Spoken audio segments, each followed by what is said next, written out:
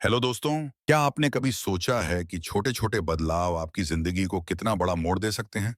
हम अक्सर अपनी जिंदगी में बड़े बदलावों का इंतजार करते हैं, पर क्या आपको लगता है कि हमें किसी बड़े बदलाव की जरूरत है? क्या अगर मैं आपको बताऊं कि असली बदलाव तो छोटे छोटे कदमों से आते हैं, दिन ब दिन हमारी आदतों में खुद ब खुद समाहित हो जाते हैं।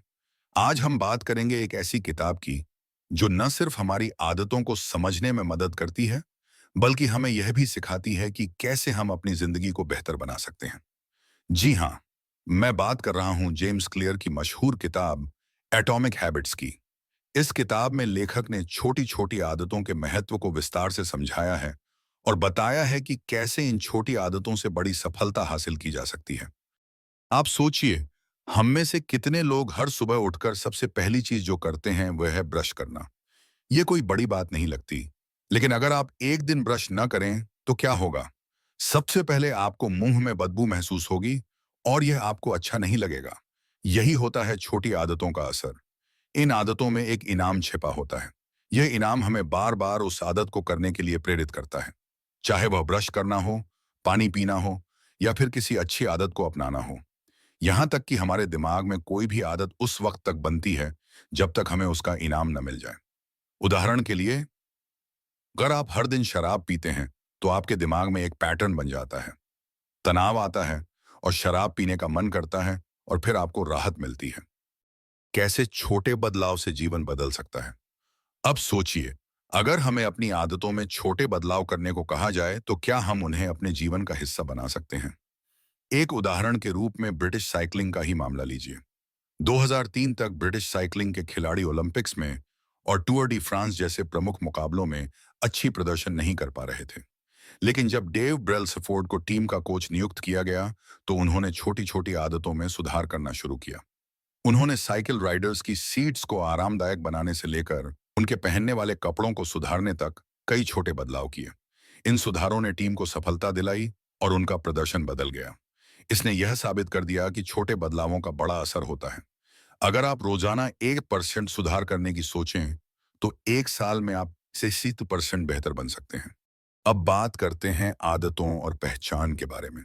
क्या आपने कभी सोचा है कि एक आदत को छोड़ना इतना कठिन क्यों होता है? इसका कारण यह है कि हम आउटकम आधारित मानसिकता में रहते हैं। उदाहरण के लिए, जब कोई व्यक्ति सिगरेट छोड़ने की कोशिश करता है तो वह खुद को ऐसा महसूस कराता है कि वह अभी भी एक स्मोकर है जो सिगरेट छोड़ने की कोशिश कर रहा है। लेकिन अगर वही व्यक्ति कहे, मैं सिगरेट नहीं पीता, तो उसकी पहचान में बदलाव आ जाता है और उसे उस आदत को छोड़ना आसान लगता है। यहाँ पर जेम्स क्लियर हमें यह सिखाते हैं कि असली बदलाव तब आता है जब आप अपनी पहचान को बदलते हैं। अगर आप खुद को एक स्वस्थ व्यक्ति मानते हैं तो स्वाभाविक रूप से आप स्वस्थ आदतें अपनाएंगे। हमारी आदतें धीरे धीरे एक पैटर्न के रूप में बनती हैं जो हमारे मस्तिष्क में गहरे तौर पर बैठ जाता है। जब हम किसी कार्य को बार बार करते हैं तो हमारा मस्तिष्क उन कार्यों को आसान और स्वाभाविक बनाने के लिए कनेक्शन बनाता है। यह कनेक्शन हमें उस कार्य को बिना ज्यादा सोच विचार के करने में मदद करता है। आदतें उस प्रक्रिया का परिणाम होती हैं जब हमारा मस्तिष्क किसी विशेष काम को लगातार दोहराता है और उस कार्य के साथ एक इनाम जोड़ता है। यह प्रक्रिया असल में एक तंत्र है जो हमारे दिमाग के बेसल गैंग्लिया नामक हिस्से में घटित होती है। जब हम कोई कार्य करते हैं, हिस्से हमारे द्वारा किए गए कार्य को याद रखता है ताकि भविष्य में उसी कार्य को जल्दी और सही तरीके से किया जा सके। यह दिमाग की एक स्वचालित प्रक्रिया होती है जो हर बार उस काम को करने पर हमें एक इनाम देती है। इनाम की भावना हमें उस आदत को और ज्यादा मजबूत बनाने के लिए प्रेरित करती है। मान लीजिए, आप सुबह जल्दी उठकर दौड़ने जाते हैं। शुरुआत में यह आपके लिए एक नया और कठिन कार्य हो सकता है, लेकिन जैसे जैसे आप इसे नियमित रूप से करेंगे, आपका मस्तिष्क इसे एक स्वाभाविक आदत बना देगा। यहां तक कि अगर एक दिन आप दौड़ने नहीं जाते तो आपको कमी महसूस होने लगेगी। यही है आदतों का जाता जादू। शुरुआत में कठिन लगता है, लेकिन समय के साथ यह आपके जीवन का हिस्सा बन जाती है। इस प्रक्रिया में एक और अहम भूमिका होती है क्यू, यानी संकेत। हर आदत का एक संकेत होता है जो हमें बताता है कि अब हमें उस आदत को शुरू करना है।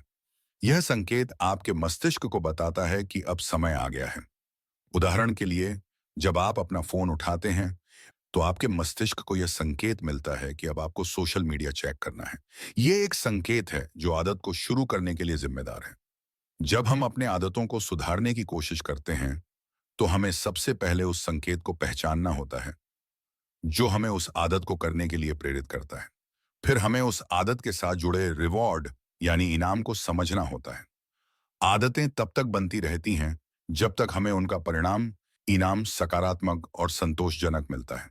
इसीलिए जब आप किसी आदत को अपनी जिंदगी का हिस्सा बनाना चाहते हैं, तो सबसे पहले उस आदत के संकेत और परिणाम, इनाम को पहचानें और उसे अपनी दिनचर्या में फिट करें।